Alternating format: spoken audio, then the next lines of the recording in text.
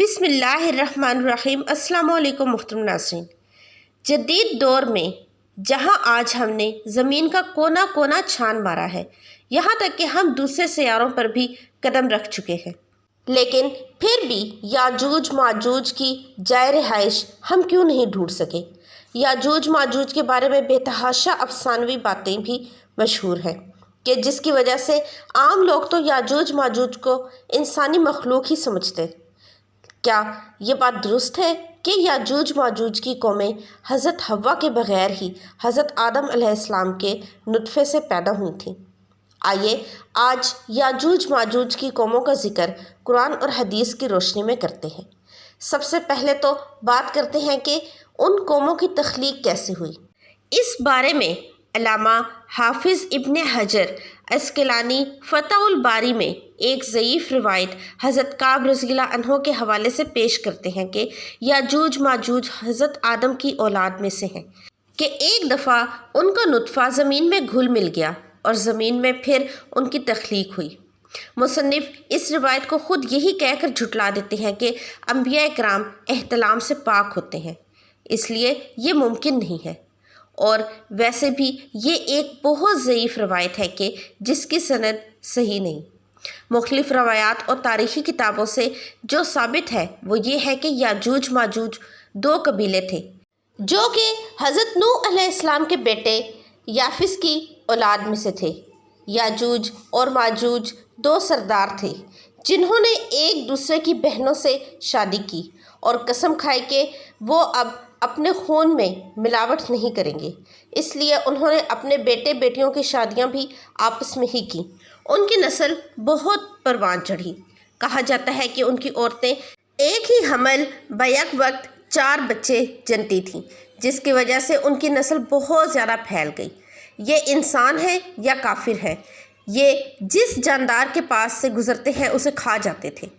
یہ موسم بہار میں اپنے غاروں سے نکل کر سبزہ کھا جاتے تھے اور خشک چیزیں اٹھا کر لے جاتے تھے۔ ان کے پنجے اور دانت درندوں جیسے اور ان کے بال اتنے لمبے ہیں کہ جسم چھپا لیتے ہیں۔ اس وقت بھی دنیا میں ہماری آبادی کے ایک انسان کے بدلے میں یاجوج ماجوج کی قوم کے 10 افراد موجود ہیں، یعنی یاجوج ماجوج کی قوم ہم سے 10 گنا زیادہ ہے۔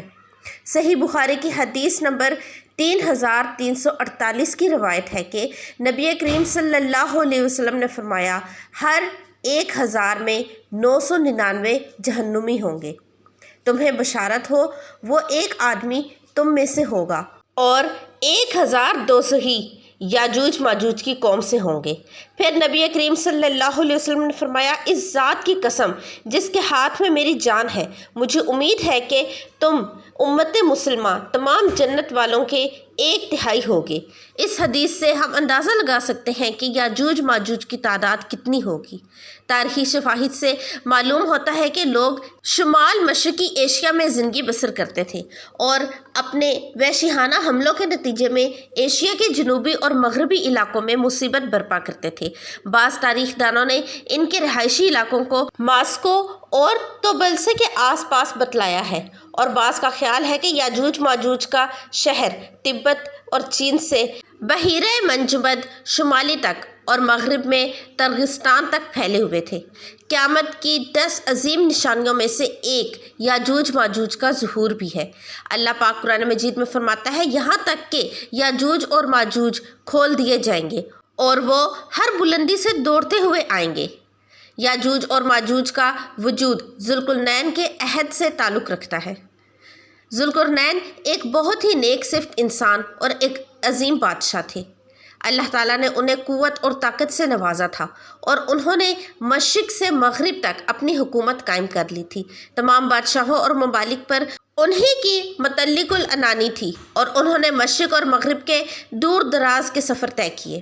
ان کا تذکرہ قرآن مجید کے سورۃ الکہف کی آیات 83 تا 98 میں ملتا ہے، جس کی تفسیر ہمیں احادیث میں بھی ملتی ہیں۔ اسی زمانے میں یاجوج ماجوج نے بھی قتل و غارت کا بازار گرم کر رکھا تھا۔ وہ ایسے وحشی تھے کہ انسان کو زندہ چیر پھاڑ دیتے تھے اور خون کی ندیاں بہانا ان کا معمول تھا۔ جب بھی کوئی علاقہ فتح کرتے تو وہاں موجود جوان لڑکیوں کا خون پی جاتے۔ جس سے وہ خود کو دوبارہ جوان محسوس کرتے۔ پھر جب حضرت ذوالقرنین فتوحات کرتے کرتے یاجوج ماجوج کے قریب پہنچے تو وہاں کے لوگ ان سے شکایت کرتے ہیں کہ ہمیں کسی طرح اس ظالم قوم سے نجات دلائیں۔ اللہ پاک سورہ کہف کی آیت نمبر 93 تا 98 میں فرماتا ہے، یہاں تک کہ جب دو دیواروں کے درمیان پہنچا، ان دونوں کے پرے اس نے ایک ایسی قوم پائی جو بات سمجھنے کے قریب بھی نہ تھی۔ انہوں نے کہا، اے ذوالقرنین، یاجوج ماجوج اس ملک میں بڑے بھاری فسادی ہیں، تو کیا ہم آپ کے لیے کچھ خرچ کا انتظام کریں، اس شرط پہ کہ آپ ہمارے اور ان کے درمیان ایک دیوار بنا دیں۔ اس نے جواب دیا کہ میرے اختیار میں میرے پروردگار نے جو دے رکھا ہے وہی بہتر ہے، تم صرف قوت طاقت سے میری مدد کرو، میں تم میں اور ان میں مضبوط حجاب بنا دیتا ہوں، مجھے لوہے کی چادریں لا دو۔ یہاں تک کہ جب ان دونوں پہاڑوں کے درمیان دیوار برابر کر دی تو حکم دیا کہ آگ تیز جلاؤ۔ تاوقت یہ کہ لوہے کی ان چادروں کو بالکل آگ کر دیا تو فرمایا، میرے پاس لاؤ، اس پر پگھلا ہوا تانبا ڈال دو۔ بس تو ان میں اس دیوار کے اوپر چڑھنے کی طاقت تھی اور نہ ان میں کوئی سوراخ کر سکتے تھے۔ کہا، یہ صرف میرے رب کی مہربانی ہے، ہاں جب میرے رب کا وعدہ آئے گا تو اسے زمین بوس کر دے گا، بے شک میرے رب کا وعدہ سچا اور حق ہے۔ اب آپ یہ جان چکے ہیں کہ یاجوج ماجوج کو کس نے اور کیسے قید کیا، لیکن سوال اب یہ ہے کہ وہ کب اور کیسے اس دیوار کو گرا کر باہر آئیں گے۔ اس بارے میں ابن ماجہ کی حدیث نمبر 4080 پیش کرتے ہیں، حضور اکرم صلی اللہ علیہ وسلم نے فرمایا، یاجوج اور ماجوج ہر روز اپنی دیوار کھودتے ہیں، یہاں تک کہ جب قریب ہوتا ہے کہ سورج کی روشنی ان کو دکھائی دے تو جو شخص ان کا سردار ہوتا ہے وہ کہتا ہے، اب لوٹ چلو، باقی کل کھودیں گے۔ پھر اللہ تعالیٰ اسے ویسے ہی مضبوط کر دیتا ہے جیسی وہ پہلے تھی، یہاں تک کہ جب ان کی مدت پوری ہو جائے گی اور اللہ تعالیٰ کو ان کا خروج منظور ہوگا تو وہ عادت کے مطابق دیوار کھودیں گے۔ جب کھودتے کھودتے قریب ہوگا کہ سورج کی روشنی دکھائی دے گی تو اس وقت ان کا سردار کہے گا کہ اب لوٹ چلو، انشاءاللہ کل کھودیں گے، اور انشاءاللہ کا لفظ کہیں گے۔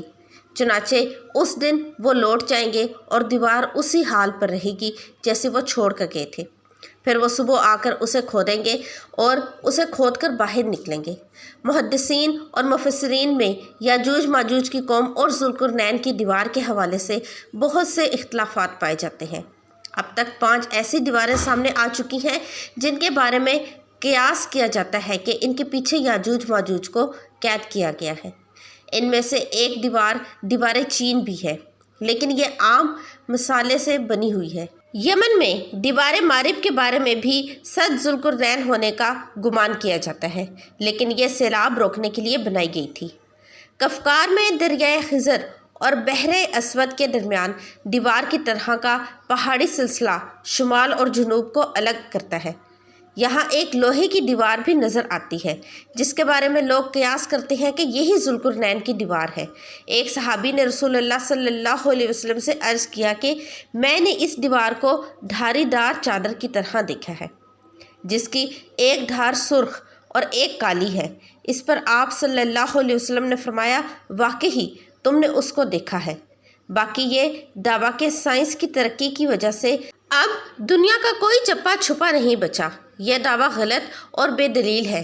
جس دیوار کی اور جس قوم کی حق تعالیٰ نے خبر دی وہ صحیح اور درست ہے، اور اس پر ایمان لانا واجب ہے اور اس کی تصدیق فرض ہے، مگر ہم کو اس دیوار کا موقع اور محل معلوم نہیں۔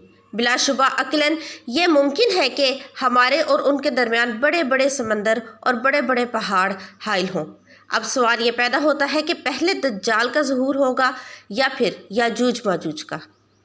روایت میں حضور صلی اللہ علیہ وسلم فرماتے ہیں کہ جب دجال کا ظہور ہو جائے گا تو حضرت عیسیٰ ابن مریم علیہ السلام دمشق کی مشرقی جانب سفید مینار پر زرد کپڑے پہنے ہوئے 2 فرشتوں کے بازو پر ہاتھ رکھے ہوئے اتریں گے۔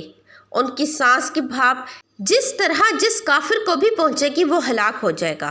حضرت عیسیٰ علیہ السلام دجال کو باب اللد کے مقام قتل کر دیں گے۔ پھر اللہ پاک کے حکم سے حضرت عیسیٰ مومنین کو کوہ طور پر لے جائیں گے، کیونکہ اس وقت یاجوج ماجوج کا ظہور ہوگا جن کو کبھی شکست نہ ہوئی ہے۔ یاجوج ماجوج ہر بلندی سے پھیل جائیں گے۔ جب یاجوج ماجوج ظاہر ہوں گے تو اتنی زیادہ تعداد میں ہوں گے کہ ان کا پہلا گروہ ہی بحیرہ طبریہ کا سارا پانی پی جائے گا، اور جب ان کا آخری گروہ بحیرہ طبریہ پہنچے گا تو گمان کرے گا کہ کبھی یہاں پانی ہوتا تھا۔ زمین کو فتح کرتے کرتے وہ بیت المقدس تک پہنچ جائیں گے تو کہیں گے ہم نے ساری دنیا فتح کر لی، اب آسمان کو بھی فتح کیا جائے۔ تو وہ آسمان پر تیر پھینکیں گے جو خون آلود ہو کر واپس آ جائیں گے۔ تو یاجوج ماجوج کہیں گے کہ ہم نے آسمان کو بھی فتح کر لیا۔ دنیا میں قحط پڑ جائے گا کیونکہ وہ سارا پانی پی جائیں گے اور ساری فصلیں کھا جائیں گے۔ پھر حضرت عیسیٰ علیہ السلام اور ان کے ساتھی جو کہ کوہ طور پر محصور ہوں گے وہ اللہ سے دعا کریں گے تو اللہ پاک حضرت عیسیٰ علیہ السلام کی دعا قبول کرے گا۔ تو یاجوج ماجوج کی گردنوں میں ایک کیڑا پیدا ہو جائے گا جس سے ساری قوم ہلاک ہو جائے گی۔ ہر طرف یاجوج ماجوج کی لاشیں ہوں گی، گندگی، بدبو اور خون کی ندیاں بہہ رہی ہوں گی، یہاں تک کہ زمین پر پیر رکھنے کو جگہ نہ ملے گی۔ تو پھر حضرت عیسیٰ علیہ السلام اللہ پاک سے دعا کریں گے تو اللہ پاک بڑے بڑے پرندوں کو بھیجے گا جو ان کی لاشوں کو اٹھا کر کہیں دور لے جائیں گے جہاں اللہ پاک کا حکم ہوگا۔ رسول اللہ صلی اللہ علیہ وسلم نے فرمایا، اس ذات کی قسم جس کے ہاتھ میں میری جان ہے، زمین کے جانور ان کا گوشت اور چربی کھا کر خوب موٹے ہوں گے۔ جب پرندے ان کی لاشوں کو اٹھا کر لے جائیں گے تو ان کے تیر کمان اس مقدار میں زمین پر ہوں گے، مسلمان ان کے تیر اور کمانوں سے 7 سال تک ایندھن جلا سکیں گے۔ اس کے بعد اللہ پاک ایسی بارش برسائے گا کہ سب کچھ اس میں بہہ جائے گا اور ساری زمین دھل کر پاک ہو جائے گی۔ پھر زمین پر ایسے پھل اگیں گے کہ ایک انار ایک جماعت کے لیے کافی ہو جائے گا۔